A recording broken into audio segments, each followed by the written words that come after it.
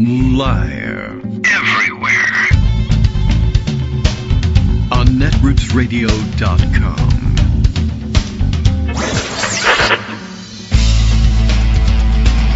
David Waldman. Kagro. In the morning. Now, here's David Waldman. Hey, good morning, everybody. How you doing? It is Friday, September 19th, 2025. Time for us to close out the week and get off here for the weekend. Gateway to chaos, although I'm curious about whether or not the trend of keeping Trump mollified with golf will continue. He's been away and likely exhausted from blabbing himself into another corner. On the way home from his UK visit, about which, thankfully, we heard very little, and they may sock him away on the golf course for this weekend, and we won't hear too much from him, but he took full advantage of the flight home to erase the First Amendment. Bits and pieces of this Constitution just keep falling away every time he opens his mouth. The First Amendment, I think we're done with at this point. This is all that's left, I guess. And another test coming up as well, with the Trump administration pushing as hard as they have on any case to appeal directly on an emergency basis to the Supreme Court in their case pushing the firing of Lisa Cook from the Fed Board of Governors. This, of course, despite the last week of news in which we found out that the allegations that Bill Pulte and Trump and the entirety of the administration have been making against her are not supported by any of the documents. We're bringing mortgage fraud charges, or we want mortgage fraud charges brought against her. But P.S., we're not even going to bother bringing the charges. We're just going straight to the firing. I mean, that shouldn't be lost in all of this. But that we're charging her with mortgage fraud because, as you know, you're not allowed to do this. She's claimed more than one of her homes as a primary residence, except that the paperwork says that she did not. So ordinarily what you do in a case like this is you bring the paperwork and you say, you see here where this one says primary residence and then this other one also says primary residence and are not the same residence. That's the case we're making. And the rest of the trial, if it ever you were to come to it, in an ordinary case, would come down to, did you know you were signing this? Did you intend to make this the case? Did you direct anyone to designate them both as primary residences? Did you know the rules? Did anybody else prepare this for you? Is it a mistake? You know, all sorts of other excuses can come up. But ordinarily the case ends at the point where they say, you didn't do that. And the documentation doesn't stand up in court, essentially. I mean, I guess you could press on with the case. Well, she went around town telling everybody it was her primary residence. Well, that doesn't really matter. The people who need to know whether it's a primary residence or not, I guess, would be tax authorities and lending authorities. And they both have paperwork that says the correct thing and processed the loan and the taxation as though it were correctly filled out. So goodbye, everybody. But he's appealing to the Supreme Court based on nothing.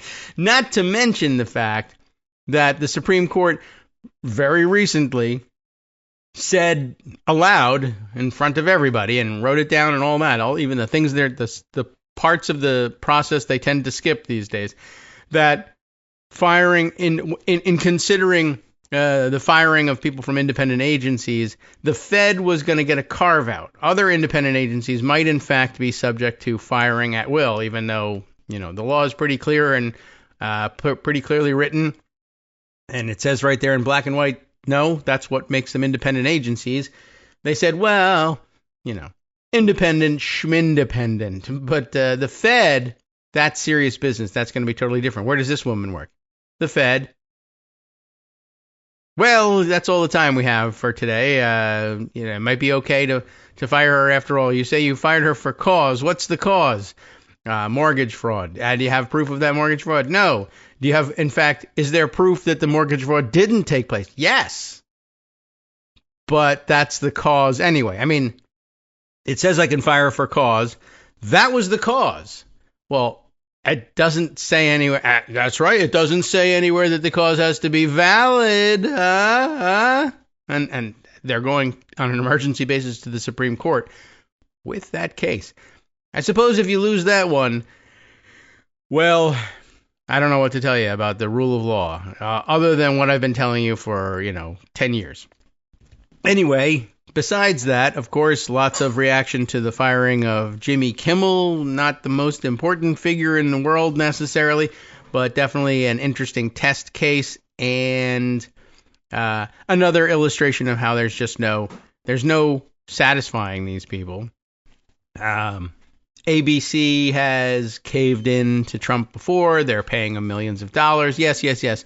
But I also want to be able to, in the name of free speech, want to be able to tell you who should and should not be hosting late night comedy programs. I would like to make the personnel directions there in the name of small government. We are, after all, the party of small government. Yeah, there's no end to the hypocrisy. But as somebody pointed out, if you're looking for an explanation of hypocrisy in the exercise of power, stop looking. The explanation isn't so much hypocrisy as it is power. When people get power, they just throw everything out the window and do what they want to do, and it keeps happening until you stop them. By the way, also another story of not being able to satisfy these people. I just happened to see that I guess the president of Texas A&M has had to step down now too. He's out for not firing the professors that they fired fast enough, essentially. We heard the story the other day of one of Charlie Kirk's campus crusaders looking to police the content of college classes and what's said in the classroom and use it against the professors in order to get them fired, should they say anything out of keeping with Charlie Kirk's orthodoxy. And in this case, the professor had the temerity to point out that there might be, maybe more than just the two genders. And this was the young lady who pointed out that goes against our president's laws, of which there are none, of course, but rather a surprising formulation of it. They probably, what they should have done is say, well, we may fire the professor. They should not have done that. But if we're going to fire the professor, that's one thing. But you need to go to remedial civics. You just have to. Yeah, you have to figure out. Someone needs to tell you that there are no president's laws. But anyway, they fired this professor. And I guess on the way out the door, the president of Texas A&M, though agreeing to go ahead with the firing, must have said, well, this is unfortunate. Oh, is it? Well, you're fired too. So now, what do I care what they do with Texas A&M? But I'm sure there's, I guess about, some number of tens of thousands of students and their parents who are paying tuition who care about that. And of course, in the abstract, shouldn't we all? Yes.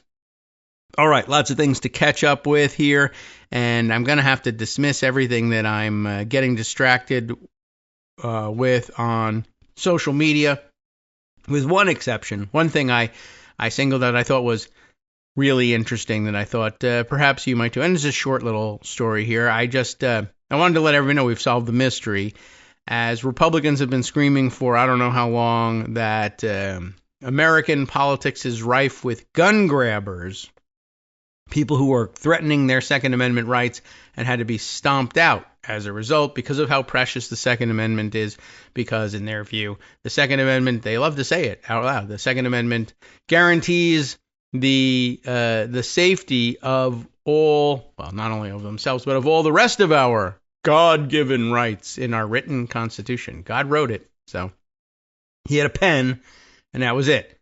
He wrote it down. It's a little bit of a mix-up, but anyway, they center, as we might say. If we wanted to confuse the working people of America, well, not only will fancy deli meat sandwiches ruin their day, but also saying things like centering, i.e. putting it in the center. It's not that difficult to figure out. Centering the Second Amendment above all else. Here is, who am I reading here on Blue Sky? Let me go find out. Is that right? Is that Il Caesar, not Lil Caesar? It's hard to tell because they've done it all in caps, or capital I's and lowercase L's. So it looks like 3 Caesar. I mean, it would look that way to Caesar because it would be Roman numerals. But if you look closely at the handle, it's not Lil Caesar like the pizzas, but Il Caesar. Get it? I do now get it. So what has Il Caesar to say here? Grabbed a screenshot of what looks to be a Twitter post from a Palm Beach, presumably Florida, Palm Beach councilman. A Palm Beach councilman doesn't want leftists and minorities exercising Second Amendment rights. You don't want that because then they can defend themselves and their rights, and we want that not to happen. He wants to stop us from buying firearms or attending ranges, and that doesn't mean working there as an attendant, but rather I assume practicing your gunmanship there. Anyway, think about why that is. And here is a screenshot of the thing. They've put together a flyer that I guess this guy is, well, he's probably just encouraging other people to put them up. Chandler Langevin is the name of the, well, what do they say, council person in question. Let me look that person up. Just interesting. Make sure I know where they're from and got it all right here. Let's see. I don't want to really go to Facebook on them. There's no Wikipedia hit that comes up here. We could look at Ballotpedia profile of them, I suppose, and just all right. So at least we got it right. It's Florida. It's not. There's I guess other Palm Beaches out there. Chandler Langevin, Palm Beach, Palm Bay City Council, seat 3. There you go. Anyway, more important I think would be the contents of this flyer. Now, he posts it on Twitter with the notation, know thy enemy. And the contents of the poster are as following, under very stressed-looking, emergency-evoking type font, I guess, in which the headline reads, "Is Antifa training at your range /shop?" Could be. And then in stencil font, it says, left-wing and anti-white terrorists are using training ranges and gun shops to arm and organize for political violence, which, is of course, that. What do they do? That's our job. We're supposed to be training for political violence here. Anyway, but he says it's our job to prevent their next attack. And then I guess this is supposed to alert you to, how you can help. Look for these symbols, and they have a whole bunch of, little graphics, which they put a little comment under it like, okay, well, what is this one? And I don't know what to tell you. So they have an Antifa one, and it's, I've seen this before, anti-fascist action, and there's a black circle, white background inside the circle, and it looks like two flags, a red flag and a black flag overlapping the red flag. And that's the official emblem, of course, of Antifa. There is also the 3 arrows one. I was wondering whether that was the series of arrows thing that they were trying to talk about. But identified as Iron Front, which I don't recall. I don't know. I'm not, a big Antifa person, but I've seen the symbol before. I don't think I've ever heard Iron Front before, but I may be out of it. Then the next symbol is the 1960s, 70s, and it's identified as Black Power, the fist. Very stylized, futurist, almost Soviet in style, plain black fist. And then this one is interesting. This one is borrowing from an old anti-littering campaign of a stylized but ambiguously rendered abstract person throwing what was then trash into a trash basket as an anti-littering campaign, or I noticed no littering, there's a fine in this area. Only this time, what somebody is throwing into the trash basket is a swastika. Now, this is interesting, as this is labeled as the people who would use these symbols are anti-white, which is a little bit of telling on yourself, I think. I mean, it's pretty plain. It's anti-Nazi, right? I mean, it's a very American thing to want to do, to throw the swastikas into the trash can, or at least it used to be. So there you go. You see anybody hating on swastikas, they're anti-white. Next up was an armed trans group. It's a hybrid of the trans rights, trans visibility flag, the bend that they use from the flag on that one, and then the rainbow motif of the previous now it's still the same LGBTQ community identifying with the rainbow flag, and then specifically trans, the different colors and the different, you know the symbolism of it. Anyway, apparently they've blended these two flags, and then they put an AR-15 silhouette over it, and it says "Defend Equality." Wouldn't surprise me in the least if that was, in fact, an organization, but I've just never encountered it. But it should be an organization because they need to defend equality. I know that that's been happening. I just don't know whether it comes with a bumper sticker. The next one is Communist Militia, which I know I haven't run into this one. And it's a yellow background, red star, 3 initials. And you know what? I couldn't tell you what they're supposed to be. YPG, if you're reading them left to right. It's YPG, but the Y, and then the P is lower down, so I don't know whether it's YGP or PYG. I have no idea. People more versed in actual communist organizing might know what it is, but I don't. But, I'm neither in their meetings or at these guys' gun ranges. The next one includes, next set includes local anti-white militias, which...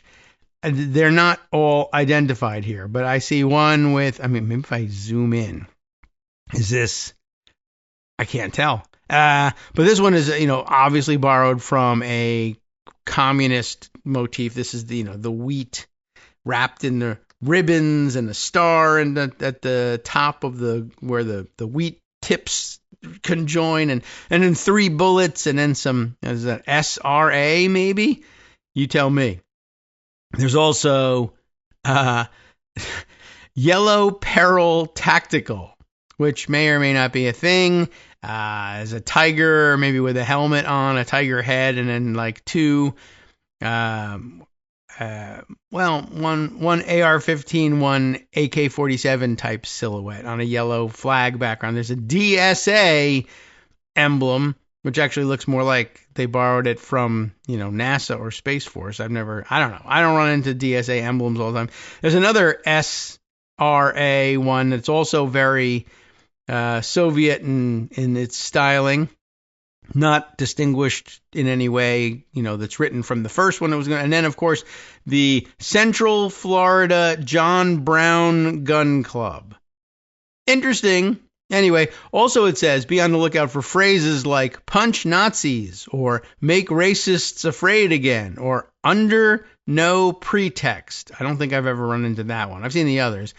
If spotted, here's what you're supposed to do. Take photos, record names/info, trespass from the premises. Well, you mean you're supposed to charge them with trespass and get them ejected for trespassing?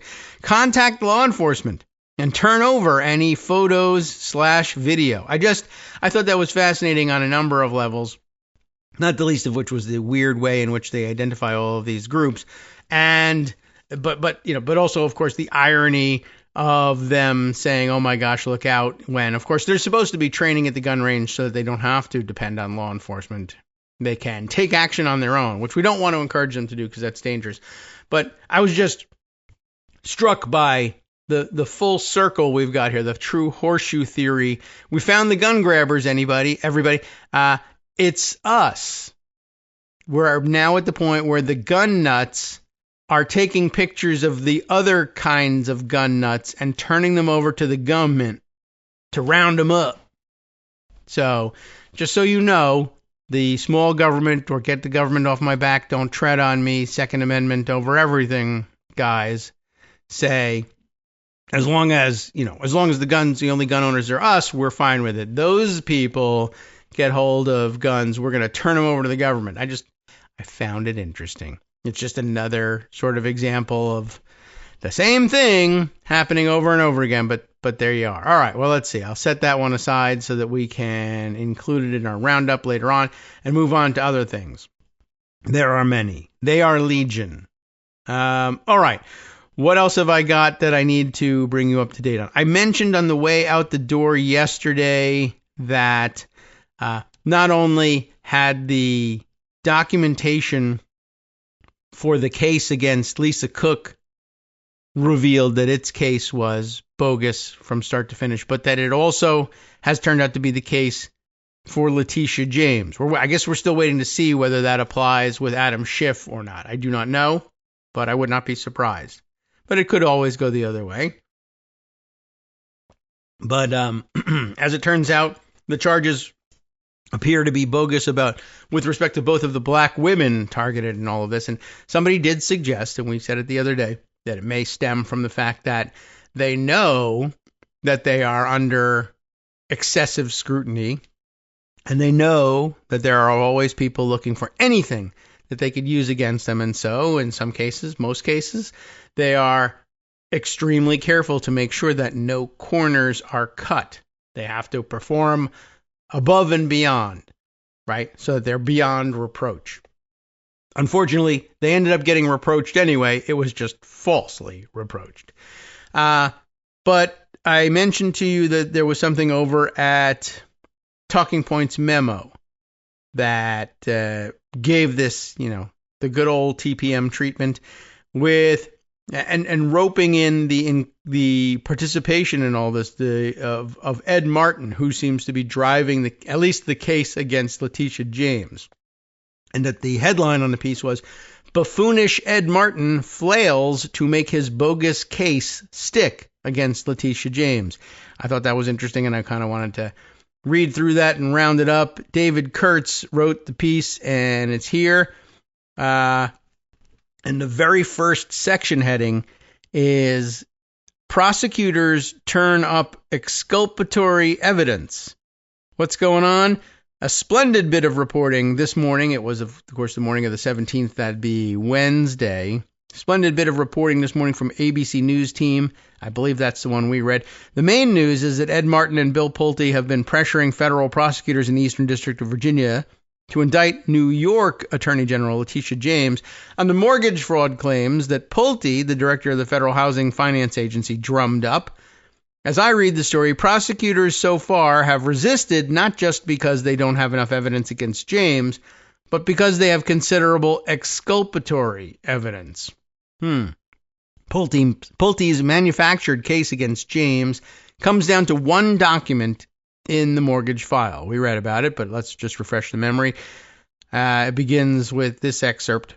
However, investigators have so far determined that the document, a limited power of attorney form, remember, used by James's niece to sign documents on her behalf when James closed on the home, was never considered by the loan officers who approved the mortgage, sources said. Lawyers drafted the document itself for a third-party closing company based on a template that was never corrected, sources said. You remember that? And that the loan file for the mortgage itself accurately stated that she would not reside at the home. It's not for lack of trying by prosecutors, ABC News reports. They have interviewed or brought before the grand jury 15 witnesses, among them James's niece, of course, insurers, loan officers, underwriters, and realtors. A loan underwriter interviewed by the investigation said that in the process of approving the loan, she never looked at or even considered the power of attorney document that incorrectly listed the home as James's primary residence, according to sources. As a result of all these bad facts, scare quotes bad, prosecutors in the Eastern District of Virginia, despite pressure from DOJ and from Trump, or pressure on DOJ from Trump himself, he's removing himself by one step from the process, declined to seek an indictment of James, and that led Pulte to encourage Trump to fire the U.S. Attorney Eric Seibert, I'm not sure which, ABC News reports. But wait, there's more. The other bit of great reporting by ABC News is its account of Martin's attempt to beef up his little fiefdom. Do people say fiefdom, fiefdom? I don't know. That's another one I've heard two pronunciations on. I'm not sure which one to go with there. Well, it was his attempt to beef it up within the Justice Department, which he dubbed the Special Attorney Fraud Unit. And I guess that's encouraged him as the special attorney to commit fraud, which was not the intent, I don't think. Martin wears so many different hats at DOJ that I've lost count. But for the purposes of this particular bogosity, how do you like that? I think it most matters that he's head of the DOJ's weaponization working group and a special attorney. I've never really heard this used this way, but a special attorney to Attorney General Pam Bondi. Special assistant, yes. Special attorney, no, but maybe that happens in DOJ. ABC's report actually refines his title in a way I hadn't seen before. Special Attorney for Mortgage Fraud. Perfect. Okay. ABC reports that Martin has requested 2 to 3 experienced prosecutors from Virginia and New York to help in his investigation. Recall that he's also pursuing James for a bogus mortgage fraud claim in New York. That's where we first heard of Martin's involvement in all of this. But the best part is Martin's recruiting email obtained by ABC. It's titled Help Wanted, very creative, and is chock full of over-the-top language, like a couple of bullet points here.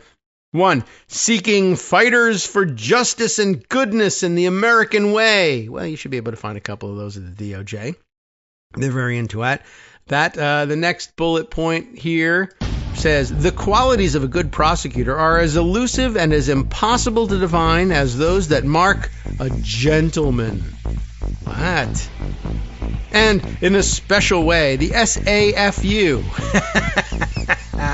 Special Attorney Fraud Unit, I guess, the SAFU, is called to hold bad actors accountable. After all, as New York Attorney General Letitia James said, well, what do you think she said? Well, we'll break right back in 2 minutes and tell you. Hi, I'm Scott Anderson, the guy that writes the daily summary for this show, Kagro in the Morning. Thank you to everyone that supports this show.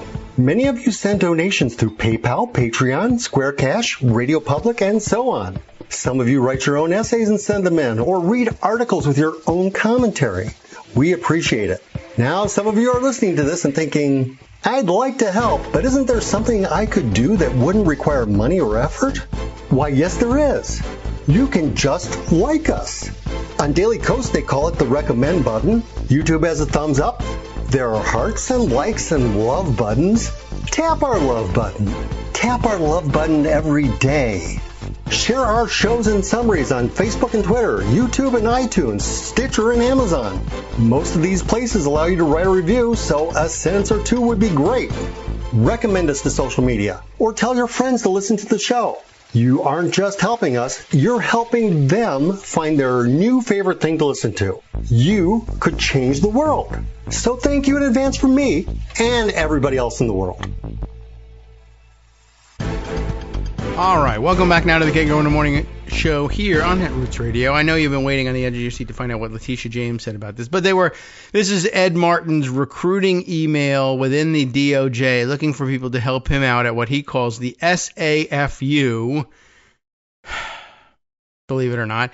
And so this is what's the SAFU about in a special way, the special kind of way. The SAFU is called to hold bad actors accountable. That's, the mission of the whole DOJ. But, in a special way, it's his mission. After all, as New York Attorney General Letitia James said, and he spells Letitia's name wrong, because no matter how big, rich, or powerful you think you are, no one is above the law. And so, ironically, I've got her. She complied with the law, but no one's above the law in the sense that I am the law and I can make up what the law says and what the documents say and charge you with it, and that's that. The ABC story leaves me, and our writer again here is David Kurtz, but the ABC story leaves him, with one unanswered question. I have like 15. Why hasn't Martin just brought the case against James himself? That's a good question. My understanding is that as a special attorney, and we mean it very special, Martin has all the powers of a U.S. attorney. He's not just tethered to a particular, or rather, he's just not tethered to a particular geographic district like U.S. attorneys are. So What's keeping him from fully Ed Martining? Here's a guess. Bringing a case to trial takes work, even for an experienced prosecutor, and Martin has never been a prosecutor. It's probably a lot more fun to be a roving menace in every district in the country than it is to buckle down and learn a case and ultimately risk losing. If Martin's goal, as he's publicly said before, is to name and shame, which is amazing that he actually owns up to that, then he can continue to do that without ever bringing cases to trial. That is an excellent point and an excellent guess. I think it's entirely right. The guy's never prosecuted a case in his life. He's not going to start with this high-profile one if he doesn't have to.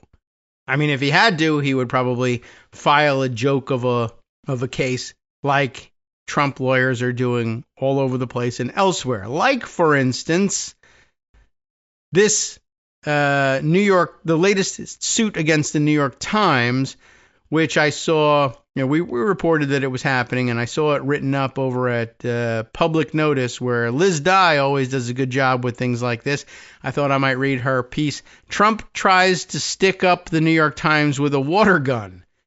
The lawsuit, as we mentioned the other day, is beyond parody, but it's so far beyond parody that's even beyond parody even by Trump's standards. That's a very fumbling way of reading the actual subheader here, but you get the idea. Why don't I'll do the article verbatim. Yesterday, and this was published also on Wednesday, so Tuesday, the world's most famous mugger leapt out from the digital bushes and demanded $15 billion from the Gray Lady. After successfully leveraging his official position to squeeze millions of dollars out of CBS and ABC, and I remind you, yes, he squeezed all that money out of ABC, and not satisfied with that, he's also calling the shots of who's in their late night lineup. There's no satisfying him.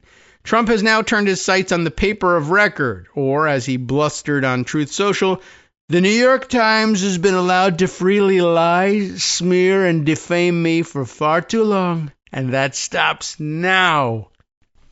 There's a whole screenshot of it. I think we actually did read through it at some point. I mean, it's worth viewing or listening to at some point, just to remind yourself how crazy the president is. But the president files a lot of lawsuits. Tough man says a lot of things. And most of them come to absolutely nothing. True, that doesn't mean you can stop worrying, but there you are. Trump has recently sued CNN, The Washington Post, Simon & Schuster, the New York Attorney General Letitia James, that's on top of this alleged mortgage fraud thing, E. Jean Carroll, the Des Moines Register, and the Wall Street Journal. He once sued dozens of people, including Hillary Clinton, James Comey, Trump's own Deputy Attorney General Rod Rosenstein, for doing the RICO to him. Yeah, that case got him $1 million in sanctions, with the judge calling out Trump's, quote, deliberate use of a frivolous lawsuit for an improper purpose, unquote, as part of a playbook. That's a quote, playbook, that includes, quote, provocative and boastful rhetoric, attacks on political opponents in the news media, and disregard for legal principles and precedent. But even by those debased standards, the emphasis is in the original, the suit against the Times is exceptionally ridiculous. Next section here, Baghdad Bob would blush. About what?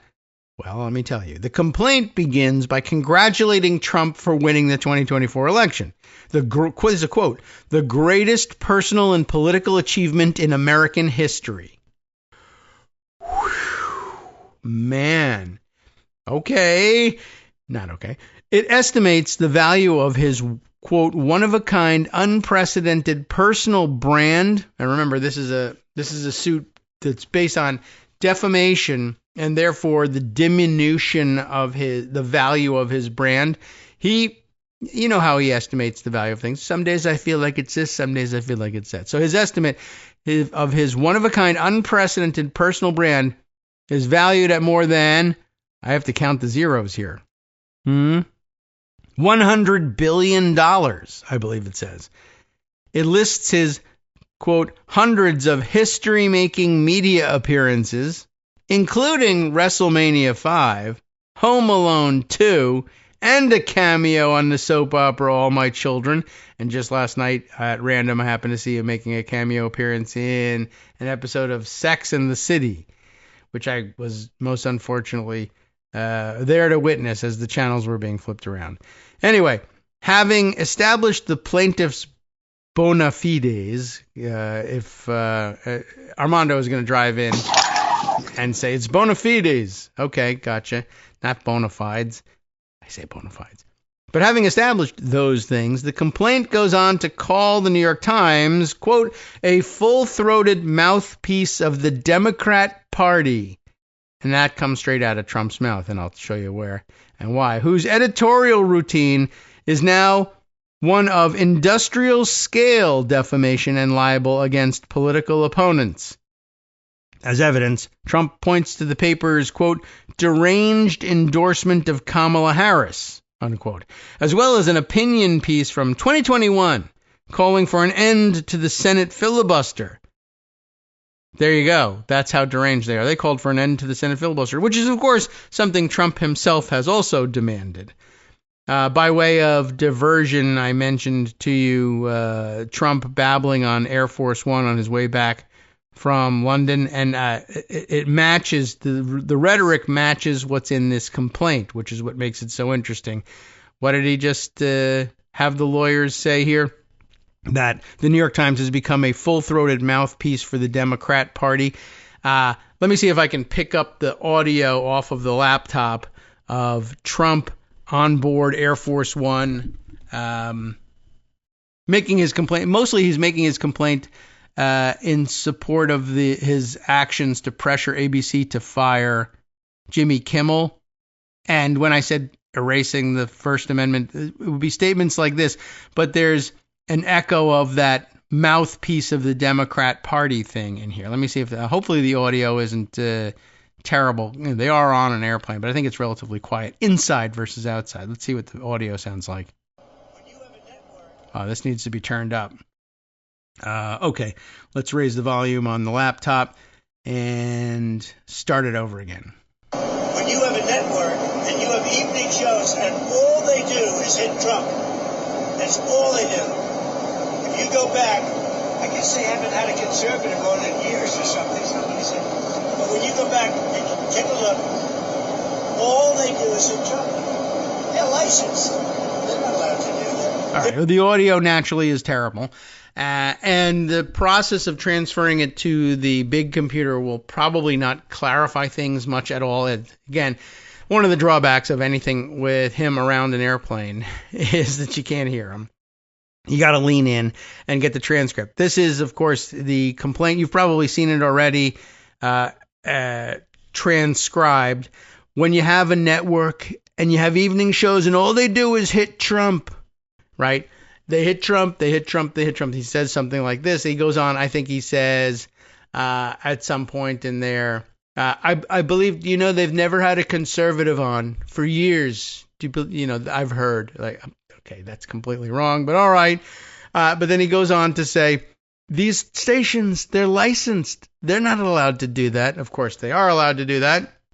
That's the First Amendment thing that we were talking about earlier. But yeah, unfortunately with this audio, it doesn't come across. But I saw in this clip or in the audio surrounding it, there's a couple more seconds of it in which he says these television networks, when they hit Trump and hit Trump and hit Trump and do nothing but hit Trump, they've become a mouthpiece of the Democrat Party. So this is clearly a talking point in the Donald Trump White House, and he forced them to include it in this complaint against the New York Times. So that diversion was ill-taken because the audio was bad and it didn't even... Anyway, but you get the idea. Where were we? Right, Trump points to the paper's deranged endorsement of Kamala Harris. He was sad about a piece from back in 2021 calling for an end to the filibuster, even though he's done the same. In fact, most of the supposedly defamatory allegations come from the book Lucky Loser keeps getting mentioned. I like that name. How Donald Trump Squandered His Father's Fortune and Created the Illusion of Success, written by Times reporters, though it's a book written and published elsewhere, but they work for the New York Times, so he's suing them. Who are the reporters? It's Russ Buettner and Suzanne Craig. But while Buettner and Craig, along with their publisher Penguin Random House, which I love to call Random Penguin House now, are named defendants, the lawsuit functions mainly as a vehicle for Trump to vent his spleen at the Times. Quote, as a willing accomplice in the Russia collusion hoax, the Times knowingly spread falsehoods calculated to undermine President Trump's historic victory in the 2016 presidential election and to delegitimize his presidency, it whines. Now on to the treatment of the Lucky Loser book. The book Lucky Loser and the related Times articles document Trump's fake it till you make it rise to power, his obsession with style over substance, and multiple fortuitous rescues from self-inflicted ruin. One article opens with producers for The Apprentice arriving at Trump Tower in Manhattan to find a musty carpet odor that followed them like an invisible cloud, chipped furniture, and a CEO's desk which bore no evidence of work, no computer screens or piles of contracts and blueprints, just a blanket of news articles focused on one subject, himself. It is interesting just how close to being like a wackadoodle hoarder he was, and how many times, as that's the whole point of the Lucky Loser theme, how many times he was bailed out of financial ruin, but, held up each of those things as an example of his business acumen. Anyway, these statements are defamatory, Trump insists, because readers would have understood them to suggest, quote, specific flaws with Trump Tower, unquote, and, quote, that President Trump did not actively participate in his businesses, unquote. Whether it's defamatory to suggest that someone had a messy desk and battered furniture 3 decades ago is an open question.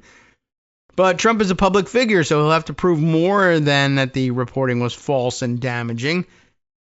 Under the landmark Supreme Court case that Greg mentioned just yesterday, New York Times versus Sullivan, a defamation of a public figure requires actual malice, defined as proof that the speaker either knew that the statement was false or spoke with reckless disregard for the truth. Trump simply states in conclusory fashion that the authors, quote, knew that Trump Tower in general, and in particular the office on the 26th floor, were in excellent condition and had no such defects, unquote. My goodness. No evidence is presented to prove this supposed knowledge, and in fact the article quotes multiple sources, including producer Bill Pruitt, who said, quote, when you go into the office and you're hearing billionaire, even recovering billionaire, you don't expect to see chipped furniture. You don't expect to smell carpet that needs to be refreshed in the worst way. Another producer, Alan Blum, said it was absurd to think that highly qualified job applicants would humiliate themselves for the opportunity to work in such a dump. Which, of course, we know about all the stories we've heard about the production of The Apprentice and how they basically had to build a whole set. They wouldn't use his actual offices or his actual boardroom. They used an empty floor that had no renters in it because the place sucks and is a dump, and they fixed it up to look like what looked like a TV viewer's version of what a billionaire corporate CEO's office might look like. Anyway, Trump insists that his name is, quote, synonymous not only with New York City real estate, but also with worldwide excellence, luxury, and opulence. He's clearly very sensitive about the suggestion that executive producer Mark Burnett had to, quote, reinvent him, burnishing his image to make him seem more successful, polished, and hardworking than he was. And by the way, that was a crappy job as well. I mean, looking at the image that they ended up churning out, most people are like, he's like a cheap spray painted, souvenir of some kind. It's all about fake, gaudy glitz, crazy glued to the wall. But this was deemed to have been a vast improvement over what they actually found when they got there. So that's something else. Anyway, Only President Trump, it says, had the necessary combination of actual business achievement, charisma, fame, personality, intellect, and instinctual comfort in front of a television audience that could drive the show to television heights, he protests peevishly, adding that, in truth, President Trump was the only man who could have delivered the results that Burnett and NBC sought. Now that's fun. Wait till they get to a lawsuit over the right to say who created The Apprentice and who made it into a success, as they have to fight in court somehow between Mark Burnett and Trump himself. I don't know how much of that Burnett will stand for, but I don't know. It might be too late to push back. The guy's the president now. Trump is also spitting mad about Craig and Buettner's meticulous reporting on his family's crooked business practices based on years of tax returns provided by his niece, Mary Trump. In original reporting in 2018, you'll remember this, they documented the sham company Fred Trump used in the 1990s to pad maintenance bills, funnel cash to his kids, and justify hiking the rent in his rent-controlled apartments. These allegations reappear in the 2024 book as further evidence that Trump's success is thanks to, quote, lucky infusions of cash from his dad rather than his own business acumen. And Craig and Buettner are hardly the first journalists to note this luck. The Wall Street Journal reported in 1991 that Fred bought $3 million worth of chips at one of Trump's casinos to save his son from defaulting on a bond payment. Notably, Trump doesn't deny the nitty-gritty allegations about the padded invoice scheme. Instead, he objects to the general statement that Fred Trump built the family fortune off of, quote, government programs designed to ease the pain caused by the Great Depression and World War II, and, quote, wrung millions of additional dollars from those programs by twisting the rules. But even if those statements were false, they wouldn't be defamatory, at least not against Trump, since you can't sue to vindicate defamation against someone else. Next section, sue, and sue some more. Back in 2018, Trump got his lawyer, Charles Harder. This is amazing. That's the guy's name. That's not a description of what happened between them. Wow. Back in 2018, Trump got his lawyer, whose name was Charles Harder, to threaten the Times over the original reporting. I didn't do it. It's right there, black and white. Quote, should the Times state or imply that President Trump participated in fraud, tax evasion, or any other crime, it will be exposing itself. That's a follow-up to Charles Harder. Exposing itself to substantial liability and damages for defamation, he said in a statement included in the piece itself. But Trump didn't sue the Times for defamation in 2018. Instead, he waited until 2021 and filed a complaint in New York State Court against Craig, Buettner, Mary Trump, and the paper, alleging tortious interference with the confidentiality agreement Mary signed in the litigation over her grandfather's will. And Charles Harder, who represented Hulk Hogan in the defamation suit that destroyed Gawker, had nothing to do with it. Instead, Trump was represented by his trusty sidekick, Alina Habba, the lawyer who filed the RICO suit that got him sanctioned in Florida, and who is now allegedly, though not really, U.S. Attorney for New Jersey. Anyway, the judge in New York dismissed the case against the Times, although not against Mary. He ordered Trump to pay almost $400,000 of the paper's legal fees under the state's anti-SLAPP law, which was enacted at least in part as a response to Trump's use of litigation to intimidate the media and chill free speech, which he's now just going to use the presidency to do, I guess. But Trump has never minded much about winning in court. After losing a defamation suit against Timothy O'Brien, author of the book Trump Nation, The Art of Being the Donald, Trump expressed no regrets. I spent a couple of bucks on legal... Oh, this is him. So I spent a couple of bucks on legal fees, and they spent a whole lot more. I did it to make his life miserable, which I'm happy about, because what a Christian. And so, when Craig and Buettner republished the story of Trump's family money in their 2024 book, Trump decided to go back for another round, only stupider. And again, another quote from the filing. This is a comment about the filing. This is a stunningly pathological lawsuit, even by Trumpian standards. That would have been a great line in the filing itself. that would have been interesting. But anyway, that was former prosecutor Ken White, Pope hat, joking on Blue Sky. It reads as if, we said this the other day, he was holding a gun to the head of the child of the lawyer drafting it. If so, Trump has been holding that gun for a long time. The case was filed by lawyers Alejandro Brito, Edward Paltzik, and Daniel Epstein. Epstein? Yeah. All three of whom have signed on to multiple Trump troll suits. Brito is the mastermind behind Trump's defamation suit against the Journal for publishing the Jeffrey Epstein birthday poem. He is a genius. And of course, there was that look at the Google Maps view of the addresses that they said were their offices, which was very interesting. Paltzik is currently pratfalling all over Iowa in a doomed effort to claim that the Des Moines Register's botched presidential poll amounts to consumer fraud. And Daniel Epstein threatened to sue the DOJ on Trump's behalf. On Trump's behalf for illegally raiding, quote, raiding Mar-a-Lago, Pervalago, the sex dungeon, as you know, pursuant to a judicially authorized warrant, of course, in the stolen documents case. So that's some time ago. He's not suing this DOJ. It's the old one. Here, they've barely bothered to make a coherent legal argument. The complaint boasts about Trump's unparalleled success, directly undercutting his claim to have been damaged to the tune of $15 billion. That's a good point. True. Well, he's now even richer than before. But he would have been even richer than he is even richer now by $15 billion, I guess. But that's not going to help. It's not defamatory to say that, quote, good things happened to Donald Trump. He did not earn most of those good things, unquote. And the actual malice standard requires more than saying that the Times hates Trump. This, for instance, is not law, and yet is a quote from their complaint. Defendants each desire for President Trump.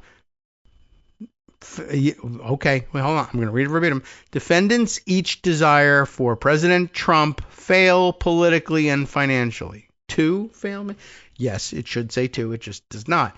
Each feels actual malice towards President Trump in the colloquial sense. That is, each, Craig, Buettner, Baker, and Schmidt, as individuals, and the Times and Penguin's relevant executives as corporations, subjectively wishes, to harm President Trump, and each wish to manipulate public opinion to President Trump's disadvantage to worsen his current and future political and economic prospects. Put bluntly, defendants baselessly hate President Trump in a deranged way. Wow. It's a performative stunt in hopes of bullying the paper into giving Trump more favorable coverage and possibly shaking loose a few dollars. But unlike CBS, which needed the Trump administration's blessing for its parent company Paramount's $8 billion merger with Skydance, the Times has a lot fewer pain points for the government to leverage. If the CBS lawsuit was the functional equivalent of a gun inside a brown paper bag, this complaint is just the bag. And this time, the victim has a pretty strong incentive not to give the mugger his wallet. This lawsuit has no merit. It lacks any legitimate legal claims and is instead an attempt to stifle and discourage independent reporting, the paper said in a statement yesterday. It was earlier this week. The New York Times will not be deterred by intimidation tactics. Sometimes. The Times, which established the actual malice standard, that's true, is unlikely to sacrifice its journalistic credibility because of a laughably tenuous lawsuit and a few mean social media posts. But if Donald Trump wants to let the paper's team of top-notch First Amendment lawyers depose Mark Burnett, who has dutifully kept his mouth shut about Trump for the past decade, who are we to complain? That's a good roundup and a good update on what's happening with that lawsuit. There should be nothing happening with that lawsuit, but generally speaking, everyone who sat down and read it was bowled over by the description of Trump's self-glorification, I guess, which by now we should be used to, and yet every time we hear more about it, we are amazed all over again. All right, let's see. We're coming up on our second break at the top of the hour.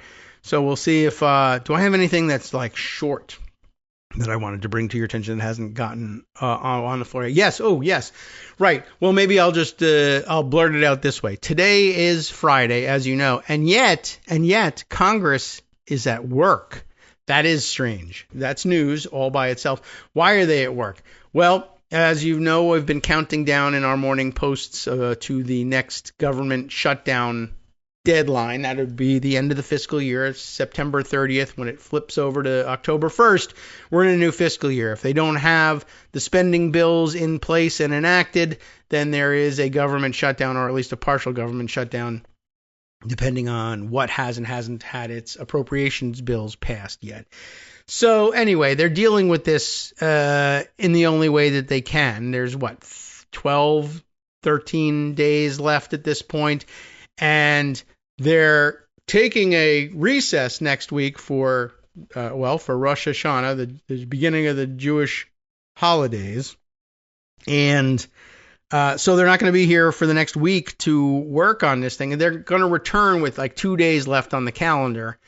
So anyway, the reason they're here on Friday is the House is going to try to adopt a continuing resolution to, kick the can down the road so that there's no shutdown and they can continue to work when they return. But in order to get this done, of course, you've all seen how a bill becomes a law. You got to pass it in the House and you got to pass it in the Senate. And at least it has to not be vetoed by the president. And no real reason to believe that the president would be threatening a veto at this point, but he's crazy, so you never know. But the bigger problem is there's a thing called the Senate. And the House the House Republican leadership has decided to adopt a jamming strategy, that they're going to drop this CR, pass it on a party line vote. They hope, any defections and you got a problem, but they hope to pass it on a party line vote and then just drop it on the Senate's lap, leave town, very loudly for a week and say, look, there's only 2 days left when we're both going to be in session before the end of the fiscal year. Take it or leave it. The Senate loves to do that to the House, but the Senate very rarely tolerates it happening to them from the House. So we'll see how they work that out. That is part of their business on the floor today. But there's more. All right. Welcome back, everybody, to the Kagro in the Morning Show. We left off telling you that there was something more than just the fact that the House was going to be working to try to pass a continuing resolution today. And I don't know whether there's I haven't seen stories about what the whip count might be on it. And it's probably here in my email somewhere, which I didn't get a chance to cull through this morning. But very often I can see from the headlines being emailed to me relentlessly over in the Hill what's going on. Here's a write-up about House to vote on CR and race to avoid government shutdown, but you get the idea for that one. But also on the calendar for today, I saw in the House Democratic Whip's nightly preview in the email. Yes, I get that. That not only is the CR on the floor, but there is also a couple other things going on here. First of all, it says the rule, which was adopted yesterday, the rule for the CR, provides for 1 hour of debate, ordinary kind of thing, usually by default. Actually, if they don't bother to pass a special rule for something, that is the default rule. 1 hour of debate on a bill, usually equally divided between a proponent and an opponent of the bill.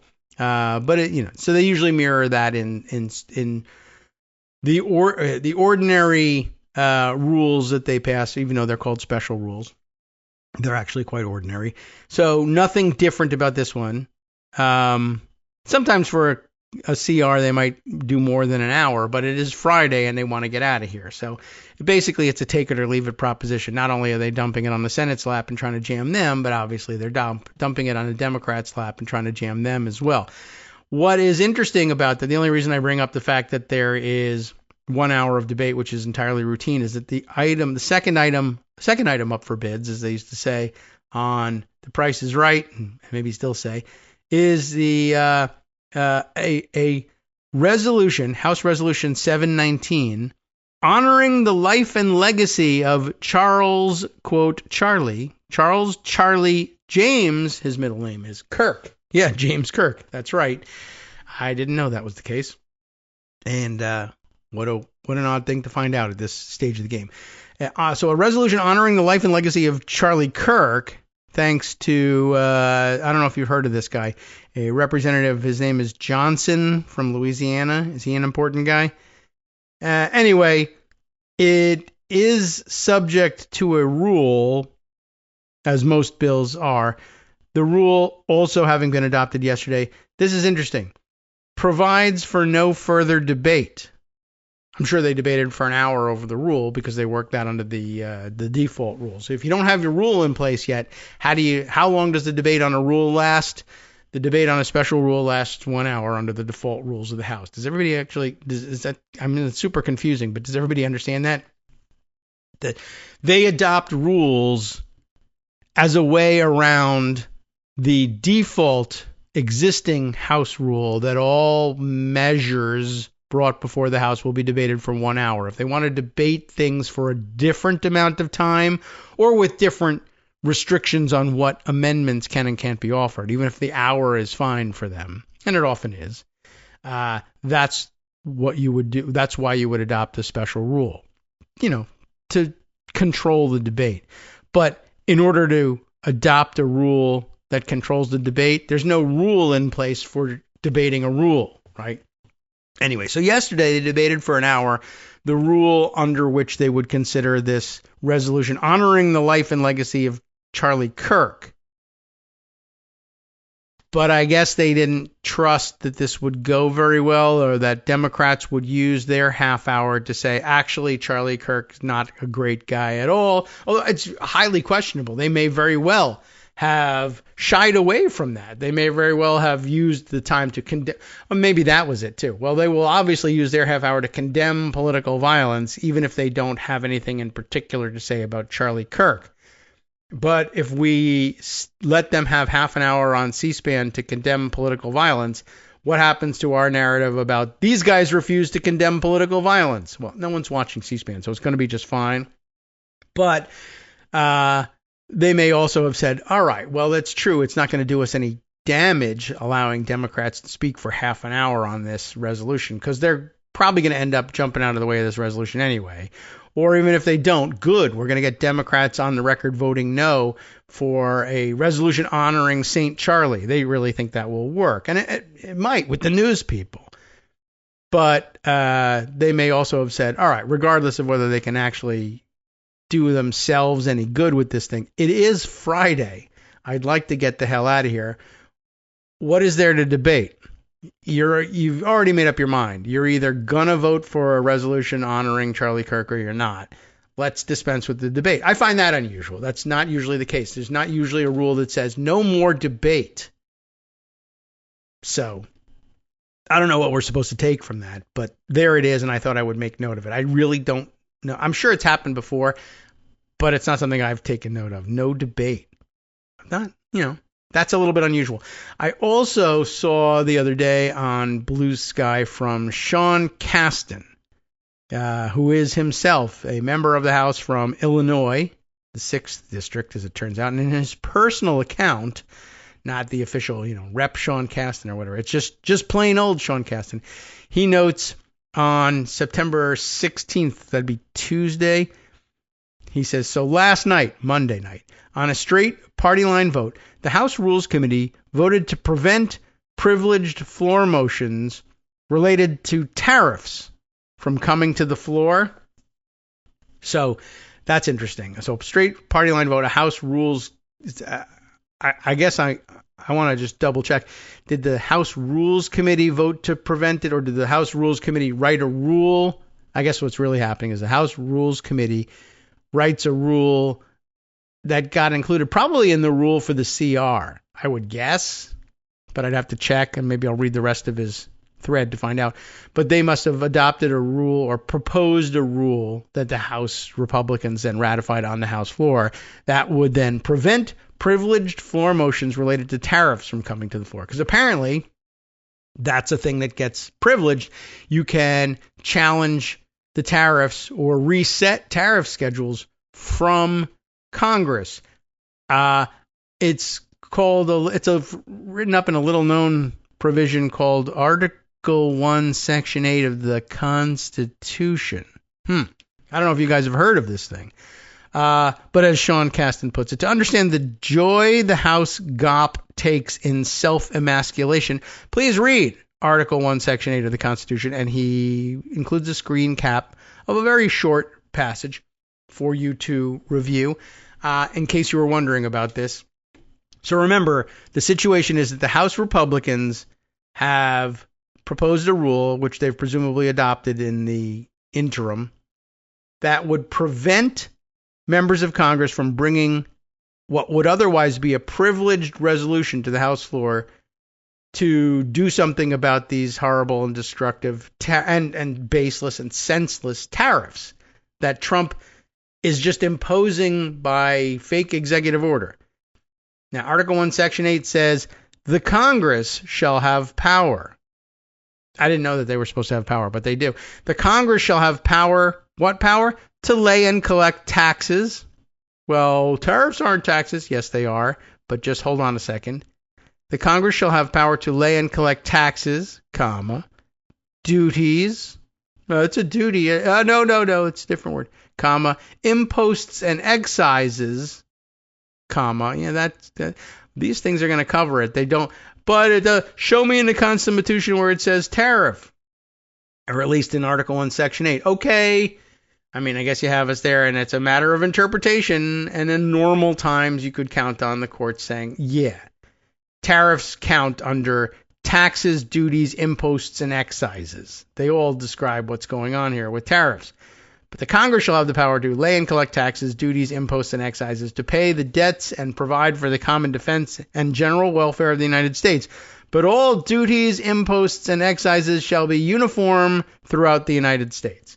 So it's a congressional power. What's interesting is that the House, Republican-controlled House Rules Committee, is writing rules that say, let's make it against the rules for us to exercise the power specifically delegated to us in Article 1, Section 8. That is a little odd. Sean goes on to say, I call him Sean because, I don't know, he's using his personal account. That differentiates it by saying it's Sean saying it. It never ceases to amaze him and I guess others how many of these cosplay as protectors and then take the locks off their doors and tie their hands behind their backs as soon as they hear that daddy is coming to town for some home invasions. That's an interesting way of putting it, Sean. But yeah, it's a good point, and I missed that rule being considered. But there you go. And something I guess they think, that's within their power to write a rule preventing themselves from exercising a constitutional prerogative. It's a good question. And again, in normal times, we'll put it this way, if a Democratic majority adopted a rule that said it's now a rule of the House of Representatives that a certain constitutional provision does not apply, and you went to the Supreme Court with that, the Supreme Court would hem and haw and say we don't want to interfere in the affairs of a co-equal branch. The political branch should decide this one. The political branches should decide it between themselves if it's a dispute between the executive and the legislative. But they would go out of their way to try to not deal with that. But if they absolutely had to, I guess they would say, well, in the contest as between congressional rules and the Constitution, it's a tougher call. Maybe we are called upon to intervene, even though there's also a constitutional provision that says the House shall have the prerogative, to adopt its own rules of proceeding. And they might just lean on that and say that's another reason. It's a contradictory provision, and we're going to go with that one rather than the other. But I don't know. The point is that the founders figured there would be no danger of this happening because why would anybody pass rules limiting their own power? It's just not a thing that people do. And well, that was true for 249 years. What they didn't count on was a complete idiot and sham president. So I'm sure they contemplated that possibility at some point, usually in the impeachment debates. But, what can you do? Sean Casten makes a good point here. All right, now on to a few others that have been waiting in the wings in Instapaper that ought to be added to the record. I thought this was a good entry on general grounds, I suppose, although I forget exactly what it was that pointed me to this thing, but I certainly liked the title. It's a Substack piece, or a Substack-ish piece, if not, in fact, Substack. But Hamilton Nolan is the responsible party here, a journalist who writes about labor and politics. I am informed by the profile that goes along with it. I feel like we might have read something from him before. I like this title. By the way, his newsletter, How Things Work. Okay, broad title. The title of this piece, Getting Yelled At by Dumbasses. And it feels like, hey, that describes what's going on in my life, doesn't it? Getting yelled at by dumbasses. The subheader, to the extent that it is a subheader, says the defining experience of fascism. So for those of you puzzling over whether or not we've reached, the terminal stage or not, or at the stage where you can convince even the foot draggers, maybe you only need to drag one foot in order to, screw with the timetable here. So foot draggers who refuse to, exceed that we've reached the point of fascism. What is this definition? Well, okay. Getting yelled at by dumbasses, I think we've made it. They say God never gives you a burden you cannot carry, he begins. I suspect this is overstated. What if the burden is an avalanche on your head? Okay, he thinks my way. Okay, well, let's not speak in absolute terms. There are certain burdens you probably can't carry. Okay, but true anyway, at least in spirit, is this idea. For example, everyone who cares about things like rights and justice and democracy may find the daily deluge, or avalanche you might even say, of goading right-wing government aggression to be disorienting and overwhelming. Yet in its chaotic anger, I recognize something that life has well prepared me for, getting yelled at by dumbasses. The dumbasses are emboldened, and their ambitions are greater, but the nature of the fascists is, it turns out, nothing that we haven't seen before. If you create things for the public, you will get yelled at by dumbasses. I think that's probably true. Indeed, this is the primary experience of being the sort of writer that I am. If you make a joke, they won't get it. If you use sarcasm, they won't detect it. If you exaggerate for effect, you will be taken literally. And if you try to be understated, you will be accused of a contemptible lack of urgency. Common complaints. If you make a reference, it will not be understood. If you choose one topic, they will wonder why you didn't choose another. The famous pancake waffle debate. If you try to focus on one thing, they will ask you why you didn't focus on something else. Your high-minded arguments will be dismissed as inscrutable. Your simple arguments will be dismissed as unsophisticated. And you, personally, will be dismissed as the sort of lightweight who should try getting a real job. Ever thought of that? Your book should be shorter. Your essay should be longer. Your harsh words should be nicer. And your nice words should be more pointed. You wrote about this thing, but why are you ignoring that thing? If you want to know how you could have done better, here is an essay I wrote instead. Can you take a look? All right. Anyway, let me hasten to say that the constant presence of feedback from dumbasses does not imply that you, the writer of these complaints, I guess, are not a dumbass as well. Oh, I see. You meaning him. All right. Often you are. Anyone who speaks publicly for long enough cannot escape this fate. The experience of being yelled at by dumbasses is not an occasion to ruminate on your own superiority. Rather, it is an opportunity for personal growth. It's taking a different direction than I thought. Like a depressed explorer trapped in the Arctic, you soon come to realize that your plight is not a discrete event, but rather a state of nature. If you want to find the North Pole, you got to get cold. And if you want to write stuff, you got to get yelled at. You asked for it.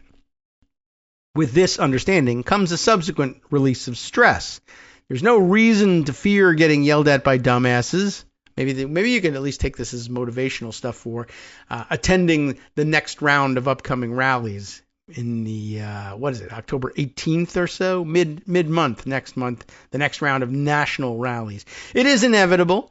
Many people will read what you write, and the ones who will be most motivated to take the time to say anything about it are the ones who think it sucks. And they may be right. We are all just clocking into our jobs at the yakking factory and playing our respective roles. What else are we supposed to do all day? Yoga? This is what life is. America's entire power structure has been taken over by the very same sort of dumbasses who have been yelling at all of us on the internet for years. Now we're getting to the meat of it. What I thought was going to be the meat of it. Perhaps this was all foreordained from the very first day that email and message boards were invented. I don't know. What I do know is that there is no need to look upon the dull, vindictive, racist monsters running our government as a new or inexplicable sort of villain. I see them in a much more familiar identity, internet commenters. That's a good point, too, right? And some people have been pointing out in the last couple of days with Kash Patel, right? If you take a dumbass trolling podcaster and just say, poof, you're the director of the FBI, he's not going to be not just going to magically become a competent FBI director. It may be that he innately had the qualities and just hid them the whole time. But that's what Trump was looking for. He wasn't looking for somebody to competently direct the FBI. He was looking for somebody to chaotically make a mess of things. And if he also destroyed the FBI in the process, so much the better for him. He's been under investigation by the FBI. Anyway, but that's a good point, right? The people running our government now are basically the same thing. Internet commenters turned into a government. Poof, by virtue of accidentally having elected Donald Trump, essentially. The shoddiness of their work, their love of spectacle, their constant speechifying, their disproportionate reaction to all setbacks. Did you see Kash Patel in front of the two committees that he was in front of this week? The House and Senate Judiciary Committees. He was it was insane. For a diversion, in normal times, he would have been ejected from the hearing. Even though he was insulting only Democrats, Republicans in normal times would have said, listen, these are fellow members of Congress. We can't have this. You can't testify in this way. You're out of here. Go cool off someplace. But now they love it. They're all trolls. Okay. So, right, the shoddiness of the work, their love of spectacle, constant speechifying, disproportionate reaction to all setbacks, their dishonesty, their prejudices, their disdain for expertise, their willingness to trust quacks, their scapegoating of the less powerful, their embrace of all performative gestures at the expense of substance, their misogyny, their ill-concealed social awkwardness, funneled into needless displays of aggression, Kash Patel. Yes, this is all very much in character. I'm going to call a timeout once again. The disdain for expertise thing. Circulating story this morning discussed on social media that the White House communications practice appears to be that if someone writes an article about, criticizing something about what's going on in the White House or in the government, and they speak to experts on the situation and get a critical comment, and then they go to the White House and they say, people are criticizing your XYZ policy. What do you have to say for yourself? They say, which experts? You now have to protect yourself. You now have to demand to be quoted anonymously in these pieces because the Trump White House will refuse comment on a story unless the reporters comply with their demand for them to I want you to identify the so-called experts you spoke to so that we can target them, of course. But, the journalistic practice is usually say, hey, I don't reveal my sources. But for some reason, people are, in fact, revealing their sources and having their experts get targeted this way. So just part and parcel of the disdain for expertise, but taking it to another level. All right. The good news to return to the article, is that it is easy to diagnose this disease. The bad news is that if we don't get it cleared up, our nation's 250 almost year history will culminate in the same sort of recriminatory meltdown as an internet comment thread that spirals from "what did you do today" to full Nazism with stunning speed. The weapons of fascism, the masked secret police, got those. The corruption, yeah. The crackdowns on civil society, check. The mocking disregard for law, check. But of course, those are in the list because we all have checked them.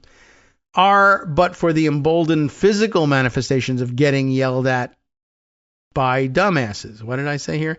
Are but the emboldened physical manifestations. Okay, all the things we've checked off are, in fact, the physical manifestations of the concept of getting yelled at by dumbasses. You may object that this takes things too lightly. Isn't it absurd, even grotesque, to draw a line from idiots typing out enraged and error-riddled arguments to the profound real-world oppression we are now experiencing? Yes. Oh, yes, it is. This absurdity, in fact, is at the very heart of fascist violence. It is the final twist of the knife, the head-shaking feeling of disbelief right before you're tossed in the prison van. It's not just that we're being destroyed. It's that we're being destroyed for incredibly stupid reasons. There lies the ultimate triumph of the dumbasses. And by the way, there's not an improper parallel there to say that this is the motivating factor behind some of the nihilist organizations, nihilist communities online, whether they be groypers or not, or merely overlap in their nihilism and their love for dark irony. Or what's amazing is, of course, that, I so love dark irony. This can pass in these communities. I so love dark irony that I will pull my stunt/joke and have it fall flat without any hint of there actually being any irony involved, dark or otherwise. But that's the irony! Get it? Well, if that's what passes in that community, that's fine so long as it stays contained in that community. It's not fine. But there's no harm done, I guess, so long as it remains in that community. But when it begins to manifest itself outside or takes over the government of the United States of America, well, then, yeah, you're going to have some problems. Back to our article here. Stalin, Hitler, Mussolini, Trump, all sort of buffoonish men, genuinely disturbed, and disturbing men whose own lack of human empathy was capitalized upon by surrounding hordes of enablers, grifters, and sociopaths. The authoritarian strongman figure at the heart of awful regimes may possess some unique and interesting, if horrifying, characteristics, but the regimes themselves are built, always, of mean and damaged dumbasses who see in the breakdown of society a chance to finally let their own stupid voices be heard. There are, too, always a class of smart, calculating, and completely amoral men who believe that they can cynically exploit the strong man for their own ends. Historically, most of these people end up in a ditch. That's, I think, probably the classification for Stephen Miller, I would guess, and a few others. But anyway, yeah, I also was thinking of just all the lawyers and Pam Bondi and all the like who used to pretend to know very well that some of these pronouncements that Trump wants to pursue are completely illegal and unconstitutional, but they're willing to stand there at a press conference and say everything's upside down and backwards. And I totally believe it. Brendan Carr of late doing all of that. The good news, my friends, is that long experience shows us that while dumbasses are capable of wreaking great havoc, they are not capable of sustaining their supremacy over time. And we're hoping that they don't have any supremacy over time itself, capital T as a concept, because then we're in trouble. But okay. The president is a reality TV star. The vice president is an aspiring podcaster. And the security state is run by a collection of bumbling media figures whose incompetence cannot be concealed by the largest budgets in the world. The same mastery of noise-making which allowed these people to ascend to their current positions will, soon enough, drag them right back down. These dumbasses, you see, know how to get attention, but they don't know how to do things. If they did, they would not have adapted so well to the trolls' lifestyle in the first place. This is the Ed Martin story here.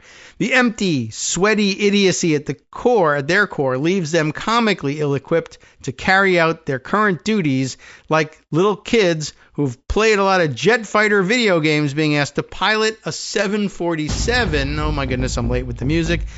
With one engine out. Sure, their ineptitude will kill many people, but after 5 or 10 or 100 crashes, they probably won't be asked to continue as our chosen pilots. Well, look who it is, the Gestapo. Finally come to get me, have you? Let me tell you something, fella. I know who you really are. Dumbasses. Those masks can't hide it. That tactical gear will never make you cool. That badge will never make you right. You may snatch me up and send me to the gulag, but you'll never ever escape your true nature. Hi everybody, it's me, David Waldman. Yes, the same guy who interrupts you all the time. Interrupting you one more time, just to tell you again, another reminder that your contributions are what keep this show on the air, and patreon.com, patreon.com, is still among the easiest ways to make the sustaining subscription donations that keep us afloat. Are you ready for the pep talk about how our Patreon campaign is still going strong and growing? Well, too bad. Yeah, the plain fact is we actually are headed in the wrong direction, and whereas we once had about 175 monthly patrons, we're now actually down below 150. Time to recruit some more. Not exactly the kind of news I wanted to share, but there it is. For those of you in a position to support the show, patreon.com does make it easy to make those secure, recurring monthly contributions to do so. Patreon.com/KagroX gets you straight to our donation page. We've been through a lot together. The worst of the pandemic, we hope. The worst of the insurrection, we hope. So go ahead and treat yourself. You don't need an excuse. Give yourself the gift of a little something you enjoy in life. Support the show. And of course, if you happen to prefer using PayPal or even the Square Cash app, we're up and running on those options too. So thanks again, everyone, for all your support. We couldn't, or at least shouldn't, do it without you. Hope you'll be on board soon too. Thanks for all your support. All right, welcome back now, everyone, to the Kagro in the Morning Show here on Netroots Radio. We got some editing work to do, and for those of you listening live, you would have only heard me, I guess, fade out in the middle of the attempt to finish the article before time ran out, and it failed. Podcast folks, you'll probably be able to hear me right up to the break, but we're going to repeat what we were saying, because this was supposed to be the climactic conclusion to all of this, and oh well. I don't know whether I would say it was very uplifting, though, but as we were looking to wind this thing up, then now that we're answering the door to the Gestapo. Look who it is, the Gestapo. Finally come to get me, have you? Let me tell you something, fellas. I know who you really are. Dumbasses. Those masks can't hide it. The tactical gear will never make you look cool. That badge will never make you right. You may snatch me up and send me to the gulag, but you will never ever escape your true nature. That's where we left off. Big stupid idiots. So if you really think about it, the real winner here is going to be, well, I guess it kind of sucks for everyone. That's a little bit of a downer, actually. The end of all of that. And, the subtext of all of that is, of course, for the time being, you can stand there at the door and say, well, look who it is. I know who you really are. Dumbasses. You guys are a bunch of big, stupid idiots. Well, then they hit you over the head and drag you out. And you're in jail for as long as it takes to depose the regime. And maybe you die while you're waiting to get out. So, whatever. But at least you got to shout out that they were a big bunch of stupid idiots on your way to the gulag. That's not worth too much. But I don't know. I mean, it was very descriptive of what's going on. And I guess you can take it this way. Maybe the most effective protest against the government being run by big stupid idiots isn't saying you're a bunch of big stupid idiots as they club you over the head and take you away. But it should, I don't know. I guess it's supposed to serve as a reminder that, okay, well, wait a second. I'm getting super frustrated and trying to think of ways to combat this. And the truth is, we're dealing with big stupid idiots. So that may mean one of two things. One, you could outsmart them if you find a way to do it. You should not doubt yourself or your abilities to make it work. But also, I suppose, you should keep in mind that awesome argument or flawless data set that you can point to that proves beyond a shadow of a doubt that you're right and they're wrong, that isn't likely to do the trick. They won't care, and it won't bother them to stand there and claim the exact opposite, even if people see it and say, what a bunch of big stupid dumbasses. So it's going to take a little more than that. There has to be some action above and beyond engaging in civil debate, even if you somehow have become convinced that that was what Charlie Kirk was all about in the first place. Well, I don't know. Interesting entry into the discussion, I think. Some of the things I think I need to save for a future date still. I keep mentioning that there's a growing body of Stephen Miller profiles out there, which might make an interesting special session, if you will, calling our program back into session in off hours to consider a specific and a specific topic of great interest. But let me add this. I have here, I'm going to have to open this up outside of Instapaper in order to get to the original here from the Washington Post, some additional context to the continuing story of the Georgia Hyundai factory ICE raid. There's yet more to add to the picture. The Washington Post story from, what are you talking about here? Friday is today, the 17, so Tuesday, September 16th, Tuesday of this past week. South Korea to examine Georgia ICE raid for possible human rights abuses. And I guess in that context, you have to say we're talking about Georgia, the state of the United States, not the country Georgia, because ordinarily that's what you might assume, especially if you're from outside the United States, when we're talking about human rights abuses and human rights abuse allegations by South Korea, the nation, against somebody somewhere. Georgia, usually Georgia the country. But yeah, these won't be human rights abuses. They won't say they were perpetrated by state actors here. Well, I mean, state in our sense, but state actors meaning the United States is what they're going to get at here. You know that. I don't know. I just find the whole thing confusing. South Korea, the subheader says, vowed to investigate whether U.S. Immigration and Customs Enforcement violated human rights after it detained hundreds at a Hyundai LG plant. Now that they're all free, they have the ability to do this without endangering them. But yeah, from all the descriptions of the humiliations and degradations that the detainees were subjected to, they made a hint at this in some of our previous readings. Now I guess they're going to give it a good solid look. We'll see how far they go with this. Andrew Jeong is the reporter for the Washington Post on this one. The dateline is Seoul. The South Korean government said it will look into whether human rights violations were committed against the 317 South Koreans who were detained by U.S. Immigration and Customs Enforcement agents in Georgia this month. We've expressed grave concerns to the U.S. government since this first happened, Kang Yoo-jung, a spokeswoman for the South Korean presidential office, said on Monday, adding, "We plan to examine more closely whether there were issues related to our people's rights or discomfort." The move appears aimed at soothing an outraged South Korean public. They should stay outraged, I think, analysts said. After ICE agents detained, you know what happened, they detained South Korean workers with shackles and chains on September 4th, many of whom apparently had to stay in shackles and chains throughout their captivity, amazingly enough, while they were trying to build a joint Hyundai Motor Group LG Energy Solution battery plant in, there it is again, Ellabelle, Georgia. U.S. authorities have said that some of the South Koreans had entered the country illegally or were working under improper or expired visas. But as it turns out, most of them weren't.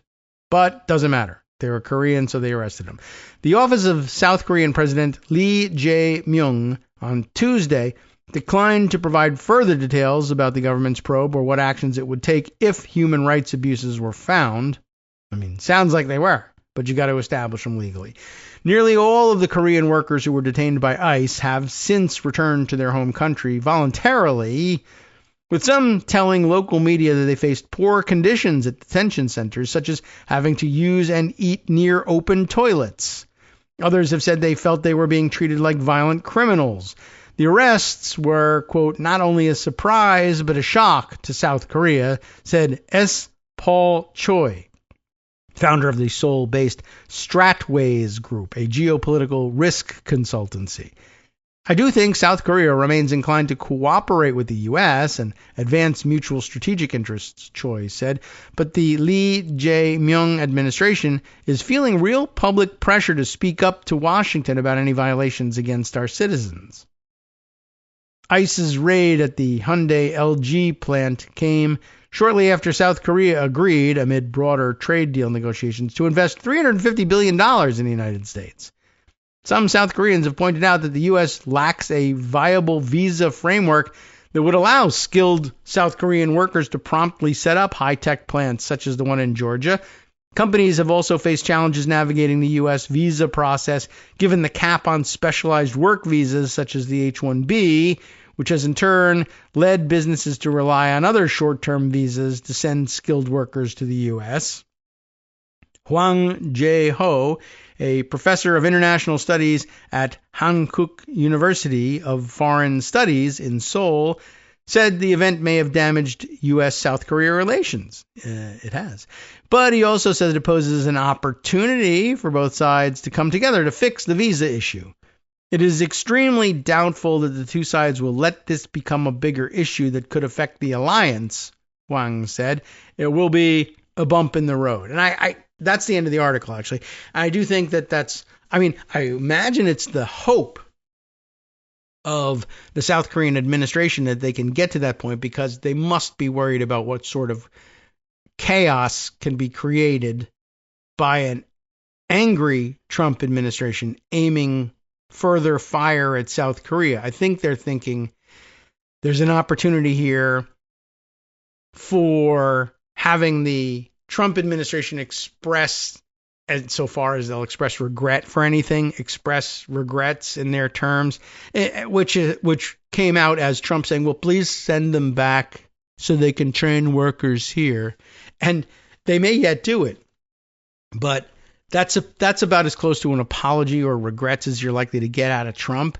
And they might be saying, if we can just settle this and, minimize the number of South Koreans going back there, maybe that's for the best. Maybe that's the best possible outcome. But the South Korean public might be looking for more. So we'll see what kind of pressure they put on the regime there, the new president's administration, to stand up for the rights and dignity of South Korean nationals who were mistreated by the United States. Or whether they strategically knuckle under, you can't blame them. Most Americans are doing the same, or at least a lot of American business entities are doing the same. Anyway, there's a real avenue for creating an issue out there, and we'll see whether the South Koreans take it or prefer to lay low. It's not South Korea's job to enforce world order as against the United States. They'd be in a position to do so, and they'd be speaking from a strong moral standpoint, but it's not a country that's going to be able to force the United States' hand morally, ethically, and certainly, of course, not if you provoke Trump enough, militarily. And it doesn't have to be Trump saying, that's it, we're invading South Korea. But he would absolutely, first thing top of mind for him would be, they're taking us to court in the International Court of Justice for human rights violations. Well, we don't have to protect them from my very good friend, the awesome and very loving Rocket Man in North Korea. We don't have to protect them. We can leave. And now there will be Korean citizens who say, great, fantastic, we've been hoping you'd leave for a long, long time. There will, of course, be others that say, wait a second, that it leaves us exposed to the insanity of North Korea. And we basically, we're kids trapped in an abusive home here. Do we want to be beaten up by North Korea, or do we want to be beaten up by the United States? And they may, in that sense, say, well, North Korea hits us with belts. The United States just smacks us around a little bit. Maybe we want to stick with these nuts for the time being. There's a better chance of regime change in the United States than there ever will be in North Korea. So maybe that's the route to take. It's sad. I mean, I'm rooting for them because it would help us, I think, with ridding ourselves of this regime. But it's not up to them, and it's not their responsibility. You're absolved of it. I don't expect any more out of you than saying, phew, I'm glad we got our people out of there. Well, let's not go back. Even up to and including, like, if they said, well, let's not go back, let's never go back. Let's not go back for the World Cup. Let's not go back for the Olympics. Let's rally the rest of the world to try to do the same, to really have an impact that Trump will feel and notice. Sure, but then you have to have arranged for the rest of the world to join you before you announce the initiative, because otherwise he'll blame South Korea for it, and you'll find yourself as the target of his wrath. So, free advice for an entire country from an idiot podcaster here in the United States, I guess. But I offer it more as a prediction of what's more likely to happen than anything else, not as advice to the South Koreans. You don't need it. Not from me. All right. Let's see. Other directions that we need to, I thought we might include. This is, we'll knock out a few other items here and save the thematic and long reads for different applications. Okay. Oh, here's something that should have been put on record probably on Monday. Or even earlier. What date did this get published? But this is a follow-up to something that I saw mentioned on Blue Sky in a passing post, and then a few days later got written up. And did I manage to file this in Instapaper when I saw it happen on Blue Sky or not? I don't know. I'm scrolling back, but let me give you the news. The reported version of this, it comes from the BBC 5 days ago, and it followed by about 2 days a similar mention on Blue Sky. But we heard, gosh, I hope we mentioned on the air at some point that Russian drones were being downed well inside of Poland, like, by, I guess, several hundred kilometers. Looked like, deep in the heart of Poland. What were these Russian drones doing there? Why were they there? And by the way, is that not an invasion of a NATO country? And aren't we therefore obligated? Well, Trump feels no obligation to NATO, obviously. But that's the point of Russia probing Poland, to see if you could fracture this alliance once and for all. Now it turns out, though, where people say, well, maybe it was a mistake, although this is so far inside Poland, it wasn't a stray drone, and there were so many of them, it wasn't one stray. Now it turns out, BBC goes with this headline a couple days ago, Romania becomes second NATO country to report Russian drone in its airspace. So just wanted to put that on the record in case this blows up into something else and we haven't discussed it on the air. Romania says a Russian drone has breached its airspace, the second NATO country to report such an incursion. How many of these do you have to have before somebody does something, right? But this is one. This is the Russian methodology. Like, okay, it says in no uncertain terms an attack against one is an attack against all, and they'll retaliate. But the retaliation is such a dramatic gesture that might commit the world to the war that ends humanity, finally, once and for all, that we think that there's a lot of wiggle room. And we want to see how much wiggle room there is. Romania says a Russian drone has breached its airspace, the second NATO country to report such an incursion. Romanian fighter jets were in the air monitoring a Russian attack on Ukraine on Saturday, and were able to track the drone near Ukraine's southern border, the defense ministry said in a statement. Ukrainian President Vladimir Zelensky said the incursion could not just be a mistake. It was an obvious expansion of the war by Russia, Now, he'll be interested in saying that, obviously. Moscow has not commented on the Romanian claims. On Wednesday, Poland, I think probably last week's Wednesday, Poland said it had shot down at least 3 Russian drones which had entered its airspace.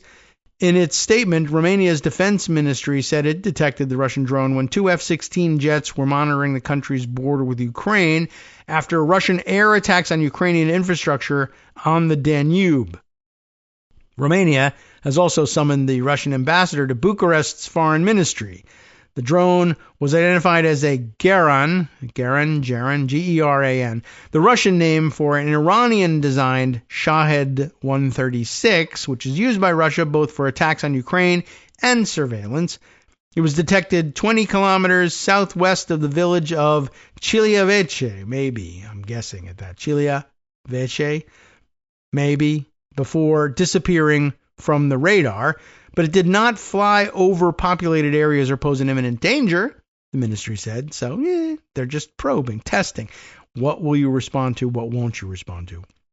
How far can we go before you run out of excuses not to do something? The EU's foreign policy chief, Kaja Kallas, I hope I've got that something close to right, called the incident yet another unacceptable breach of an EU member state's sovereignty. EU? But not NATO. It's not a NATO issue yet. Under a new Romanian law passed this summer, the pilots were authorized to shoot the Russian drone down, but decided not to. The defense ministry said it assessed the collateral risks and decided not to open fire. The statement came after the Air Force was criticized in Romanian media for not shooting the drone down. Separately, over the weekend, Russia's railway network was damaged in attacks on 2 western regions that left at least 3 people dead. According to AFP, a source in Ukraine's military intelligence claimed responsibility.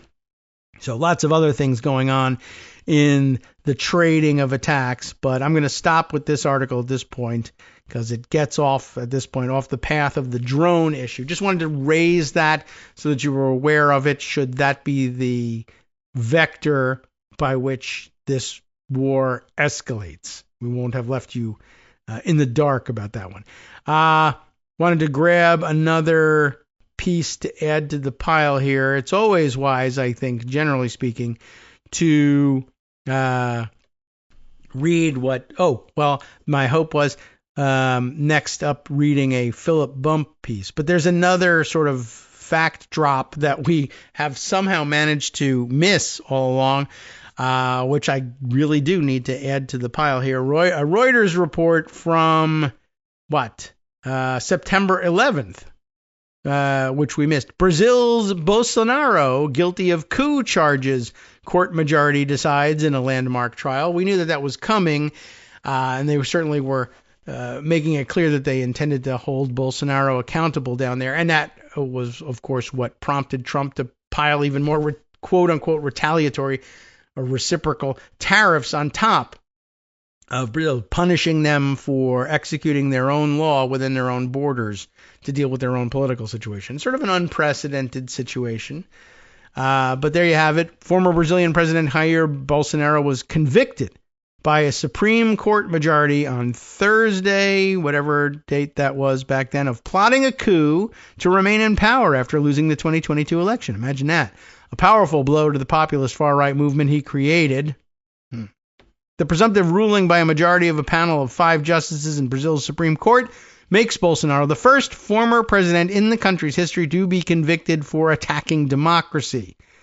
The Reuters Tariff Watch newsletter... Oh, I'm sorry. This is a pitch for you to sign up for their Tariff Watch newsletter. I thought that had something to do with it because of the way that we imposed additional tariffs on them. But no, meant to be skipped.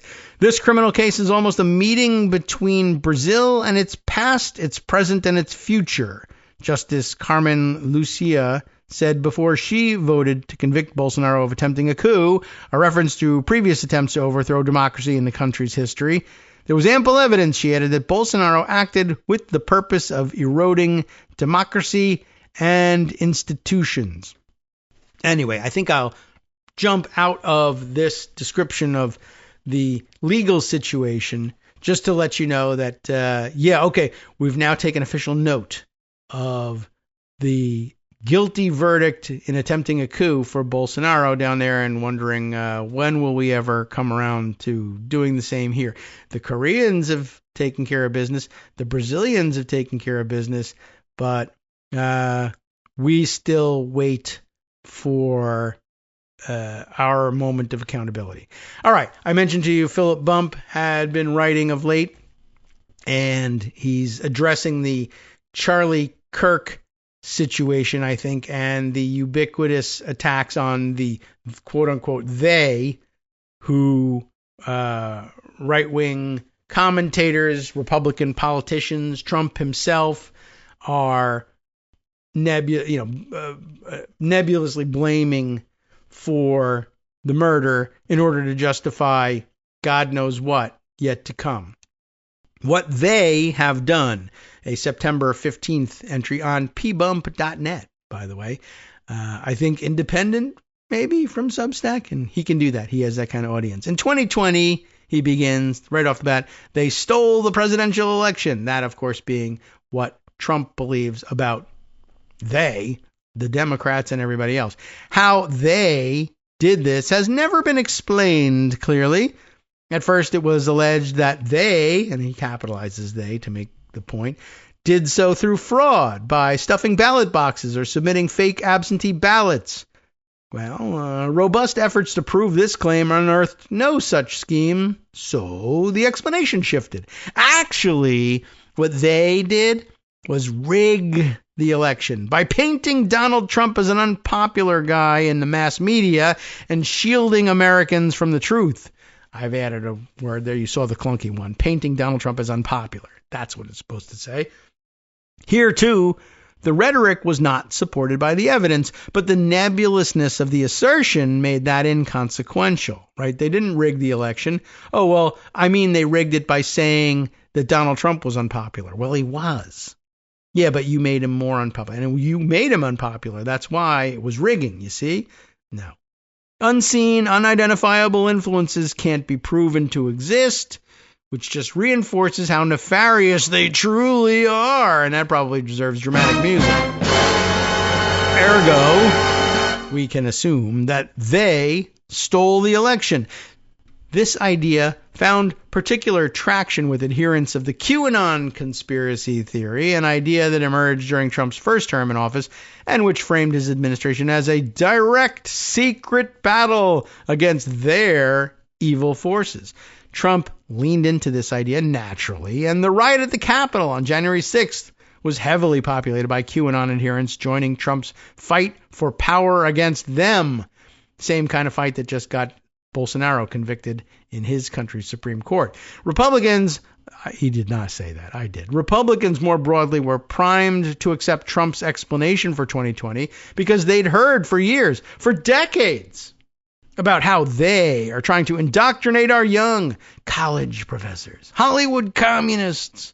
All of them were dripping poison into the teens' ears, turning them from red-blooded conservatives into climate change and income inequality-obsessed liberals. One thing that shifted in 2020 was that the President of the United States seized upon their culpability for his defeat. Trump had targeted them from his first days as a presidential candidate, siding with disaffected right-wing voters against their vaguely described oppressors. But in 2020, he could point to something specific that they had done to alter political power. They stole the election. 4 years later, they did something far worse. While Trump was speaking at a rally in Butler, Pennsylvania, they tried to kill him. In the immediate aftermath of that shooting, Trump's allies insisted that Trump was being targeted by them for his politics.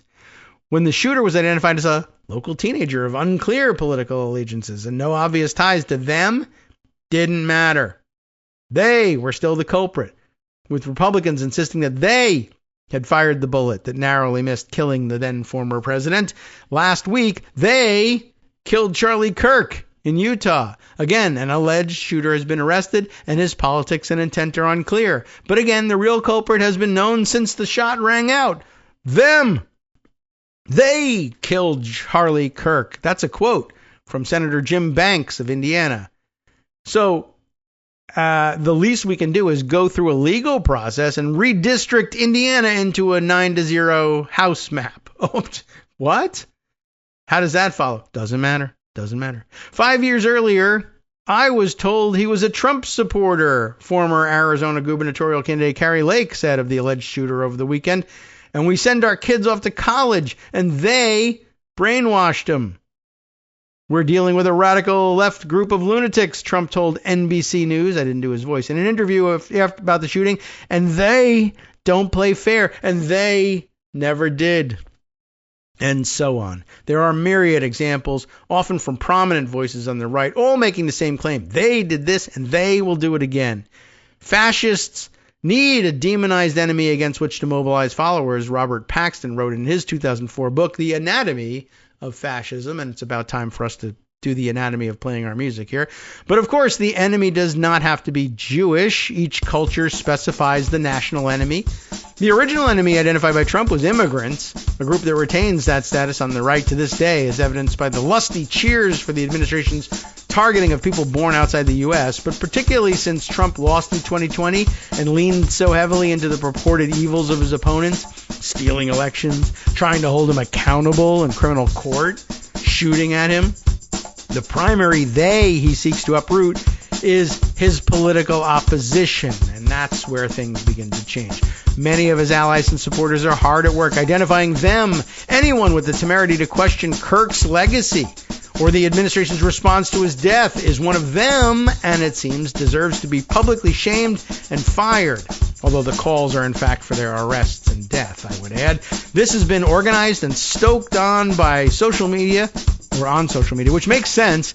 Tech giants and media benefit from the dramatic clash of friend and enemy. Jason Staley wrote in his 2018 book, How Fascism Works, The Politics of Us and Them. Fear and anger get people to the polls, but they also keep people online and glued to the media. Fascism does not always look like Nazi Germany. Fascists do not always look like Hitler. Fascism does not always lead to death camps, but fascism does depend on a vague sense of oppression and victimization that flows from a powerful, shadowy opponent. You know all about that. Dramatic conclusion comes next. From networksradio.com. You have been listening to Kagro in the Morning with David Waldman. An opponent that can rig elections and corrupt children and place assassins atop rooftops. An opponent who acts because they are evil and they are un-American because they hate America. Well, guess who hates our freedoms now, I would add. An opponent so hazily powerful that a president constrained by the old rules can't combat it. So, the argument seems to go, we must give Trump whatever power he demands in order to keep us safe. Dramatic conclusion, even beyond the music. We'll see you next week.